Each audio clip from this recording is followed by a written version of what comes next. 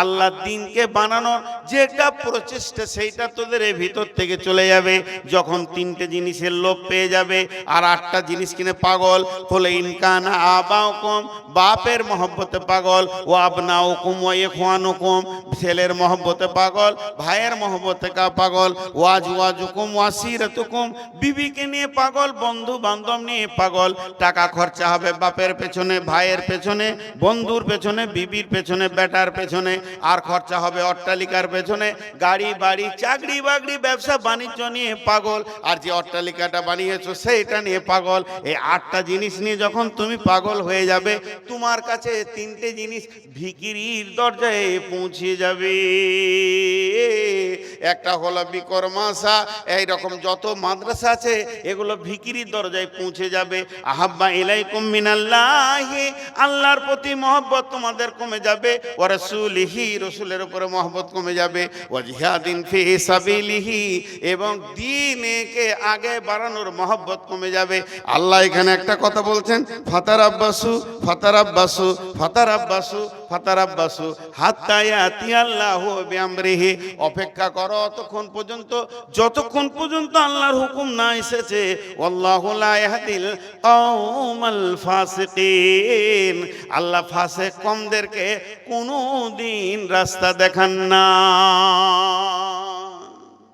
আল্লাহ তাবারক ওয়া তাআলা বলছেন, তোমরা বাপের মহব্বতে, ভাইয়ের মহব্বতে, সন্তানের মহব্বতে, বিবির মহব্বতে, বন্ধুর মহব্বতে, সঞ্চিত মালের মহব্বতে, আর ব্যবসা বাণিজ্য চাকরি বাকরির মহব্বতে, এবং যে অট্টালিকাটা বানিয়েছো এর মহব্বতে যখন তোমরা পাগল হয়ে যাবে, তোমাদের ধ্যান জ্ঞান তিনটে জিনিস থেকে চলে যাবে।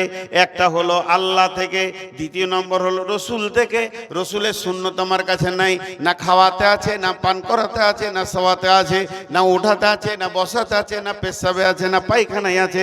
কোনো জায়গায় রসুলকে আমি মানি না। আর আমি মুখে দাবি করে আমি নবী মুহাম্মদের উম্মত। আমি যখন পানি পান করি বাম হাতে পান করে নি, আমার খাওয়ার কোনি নাই। প্রত্যেক জায়গায় ডাইনিং টেবিল হয়েছে, ইভেন মাদ্রাসার ভিতরেও। এটা তো আল্লাহ রসুল পছন্দ করেননি ভাই আমার। এইভাবে যে আমরা চলছি, একটা একটা একটা একটা একটা একটা সুন্নতকে শেষ করে দিয়েছে। আমাদের কাছে নবী মুহাম্মদ আর নাই, ইন্তেকাল হয়ে গেছে। শুধু মুখের দাবিতে মুহাম্মদকে রেখেছি। ওয়া দিন, দিন আমাদের কাছে নাই। দিন ইসলামের মহব্বত নাই আমাদের কাছে। আমরা দিন ইসলামকে হেয় প্রতিপন্ন করেছি। এই মুসলমানরা যত ইসলামের ক্ষতি করেছে অন্য জাতি অত করতে পারেনি। অঙ্ক করবেন, আল্লাহ বলছে অপেক্ষা করো, অপেক্ষা করো। আমি গাড়িতে উঠেছি, বাড়ি যাব এই রোডে, আর আপনি যে আমার গালে একটা বেশ 20 কেজি ওজনের থাপ্পড় বসিয়ে দিলেন, বিনা কারণে একটা চর মারলেন। বাড়িতে বর্তমান, আমি কি করব? খালি একটা কথা বলে গেলাম গাড়িটা ছাড়ার সময়, ঠিক আছে।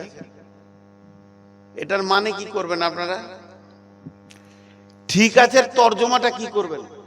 এতগুলো লোক বসেছেন, বলেন তো। যে মেরেছে ওকে বললাম ঠিক আছে, এর তর্জমা কি? তুমি মেরেছো, ঠিক করেছো, কথা বলে না। এর তর্জমা হচ্ছে মৌকা যদি আমারও মিলে, এর শুধু আসলটা দেবো না, সুতো লাগিয়ে দেবো খানিক।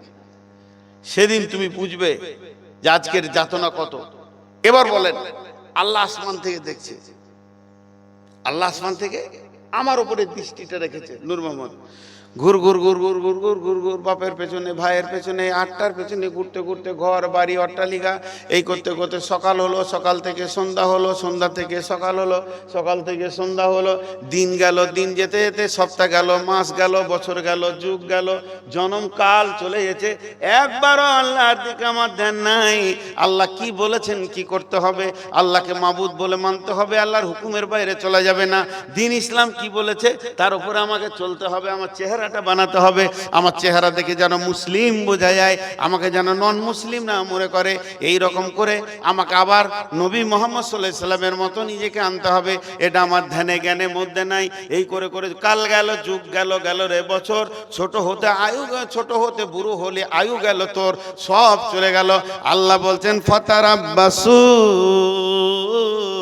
অপেক্ষা কর, অপেক্ষা কর, হাত্তা ইয়াতি আল্লাহু বিআমরিহি, অতদিন পর্যন্ত অপেক্ষা কর যতদিন আল্লাহর হুকুম পৃথিবীতে না এসেছে।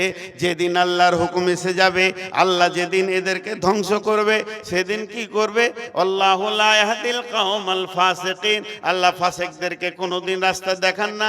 এদেরকে নিষ্মূলে ধ্বংস করার জন্য আল্লাহর কাছে কোনো ব্যাপার নাই, কোনো কঠিন ব্যাপার নয়। ইন্নাল্লাহ আলা কুল্লি শাইইন কাদির। এগুলো খালি সমস্যা। জি, এলো রে কাল ভাদ্রকাল, বকরিতে চাটে বাঘের গাল। সে বাঘটা কেমন? একটা বাঘ শুয়ে আছে, একটা বকরি এসে ওর গাল চেটে দিতে চলে গেল। সে বাঘ কেমন? হ্যাঁ, দলদলেতে পড়েছে হাতি, মশাতে মারছে লাথি। মশা বলছে আমি হাতিকে লাত মেরেছি। খুব গল্প করছে বন্ধু বান্ধবকে। আজকে আমাদের অবস্থা ওই। শিকারি জঙ্গলে গেছে, বাঘ হরিণ শিকার করতে, তো হরিণ পায়নি। দেখছে একটা বাঘের বাচ্চা, এরকম বিড়ালের বাচ্চার মতো, 1-2 দিনের বাচ্চা। ওইটা কি কোলে করে নিয়ে চলে এসেছে। চ, কিছু পাইনি, তোকে নিয়ে যাব। ওদের দেখছে বাঘ তো খাওয়া যাবে না রে বাবা, নিয়ে এসেও তো ভুল হলো, ওখানেই ছিল, ভালো ছিল। এ তো হরিণ হলে না এলে চাই টয় করে খেতাম। থাকবি কোথা তুই? তোকে তো বিছানে রাখা যাবে না, তুমি মুতে হেগে শেষ করে দিবি। ওকে দিয়েছে ভেড়ার সাথে, ওর 100টা ভেড়া আছে, ভেড়ার মাঝে দিয়ে দিয়েছে। বাঘের বাচ্চা ভেড়ার মাঝে মানুষ হচ্ছে, ধীরে ধীরে ধীরে ধীরে ওকে ওর মতো খাওয়াচ্ছে। বিশাল বড় হয়েছে, যেমন বাঘ হয় তাও ভেড়ার ভিতরে আছে। জন্ম থেকে ভেড়াদের গুঁতা খেয়ে খেয়ে ওই বড় হয়েছে। শিকারি একদিন গেছে ভেড়ার দলকে নিয়ে চড়াতে জঙ্গলের ধারে, আর জঙ্গলে একটা জঙ্গলি বাঘ বলছে আজকে একটা ভেড়া খাবো। খুব চয়েস করছে, একটা বড় ভেড়া ধরবো যে খাবো, অনেকদিন না খেয়ে আছি। জোরে মেরেছে, হাঙ্কার করে হুঙ্কার দিয়ে লাফ মেরেছে, আর ভেড়ারা সব বাড়ি চলে গেল, কেউ নাই, ময়দান খালি। ও ভুল করে ধরবি ধর, বাঘের বাচ্চাটাকেই ধরলে। কামড়াতে গিয়ে দেখছি তো বাঘের বাচ্চা শালা, আমার মতো গায়ে দাগ, পায়ে খুর নাই, নখ আছে, থবা আছে। তো ইয়ারা মাথা কাজ করছে না। ইস, বাঘের বাচ্চা ভেড়ার তলে, কাজই করছে না, মাথা কাজই করছে না। ও ভাবছে যে আমি আবার রাঁচি যাবো নাকি, আমার ব্রেন শর্ট হয়ে যেতে। আমি একটা হুঙ্কার মেরেছি, 150 ভেড়াকে বাড়ি পাঠিয়ে দিয়েছি, আর তুই ওর মধ্যে আছিস। তোকে বলছে বল আমার মতো আও, ও বলছে আর বের হচ্ছে না। ওকে কান ধরে নদীর ধারে নিয়ে গেল, বলে তোর আর আমার চেহারা এক, তোর মুখ আছে আমার গোঁপ আছে, তোর গায়ে দাগ আছে আমার গায়ে দাগ আছে, তোর নখ আছে আমার আছে, আমার মতো একবার বল হাও করবো। কপালে হাত দিয়ে বলছে বন্ধুরে, তুই ছিলি বাঘের বাচ্চা, একটা হুঙ্কার মারবি 1.5 লক্ষ বাড়ি ঢুকে যাবে। কিন্তু তুই ভেড়া দলে থেকে থেকে থেকে থেকে থেকে থেকে নিজের সত্তাটাকে হারিয়ে দিয়ে এখন ভেড়া হয়ে গেছিস, তোর হুঙ্কার আর আসছে না। মুসলমান ছিল বাঘের বাচ্চা, মুসলমান ছিল আদিল বাচ্চা, মুসলমান ছিল উমারের বাচ্চা। একবার দাঁড়াবে 1.5 লক্ষকে কাঁপিয়ে দিয়েছে, রোম সম্রাটকে বিজয়ী করেছে। এরা 313 জনে, এই 313 জনে বিজয়ী ঘোষণা করেছে। ও বদরের মধ্যে এরা যেখানে গেছে সেই জায়গায় জয় জয়কার দেখেছে। এই সম্রাটের সন্তান এরা আজকে ছিল বাঘের বাচ্চা, কিন্তু এরা লুডুতে, এরা তাসে, এরা চায়ের দোকানে, এদের বসার সময় নাই মসজিদে, এদের বসার সময় নাই মাদ্রাসায়, এরা এক পণ বসতে পারবে না, 10 মিনিট মসজিদের তালিমে বসতে পারবে না, 10 মিনিট কোন আলেমের কাছে গিয়ে 2টো হাদিস কোরআন শিখতে পারবে না। তবে চায়ের দোকানে দিয়ে দাও, ঘন্টার পর ঘন্টা বসে থাকবে, খালি তাসের ঝালটা দিয়ে দাও, ওকে উঠতে পড়তে মন যাবে না, খেতে মন যাবে না। এরা বেঈমানদের সাথে থেকে থেকে থেকে থেকে ঈমানগুলোকে হারিয়ে দিয়ে আজকে অর্ধেকের বেশি বেঈমান হয়ে গেছে। আজকে এর জন্যে এদের ওপরে আযাব এসেছে। ওয়া ইয়াকা ওয়াল মাসিয়া ফা ইন্না বিল মাসিয়াতি হাল্লুন সাকাতুল্লাহ। আল্লাহর নবী বলছেন, যে গ্রামে, যে এলাকায়, যে বস্তিতে আল্লাহর নাফরমানি প্রকাশ্যভাবে চলবে, জেনা চলছে প্রকাশ্যে, লুডু চলছে প্রকাশ্যে, প্রকাশ্যে চলছে দাবা, প্রকাশ্যে ঘোষণা করে চলছে সুদ, প্রকাশ্যে চলছে লুচ্চামি, পরকীয়াতে ভর্তি হয়ে গেছে। আমি অন্য জাতির কথা বলছি না, পার্টিকুলার মুসলমানের কথা বলছি। একটা মুসলিম বস্তিতে বেপর্দা প্রকাশ হয়ে গেছে, কেউ পর্দায় থাকে না। আল্লাহ তাবারক ওয়া তাআলা, নবী বলছেন, অবশ্যই আল্লাহর গজব এবার আসবে। পূব দিকে কালো মেঘ উঠেছে, এর জন্য তোমাকে আর বলতে হবে না, কোরআন হাদিসে জালসা করতে হবে না যে বৃষ্টি হবে। তুমি নিজের মালকে গুটিয়ে নাও, কাপড় গুটিয়ে নাও, না হলে পূব দিকে কালো মেঘ উঠেছে, তুমি এখন ভিজে শেষ হয়ে যাবে। সারা পৃথিবীর অন্য জাতিদের দিকে তাকাবেন না, শুধু মুসলিম মুসলিম মুসলিম পার্টিকুলার মুসলিমের দিকে তাকিয়ে দেখেন।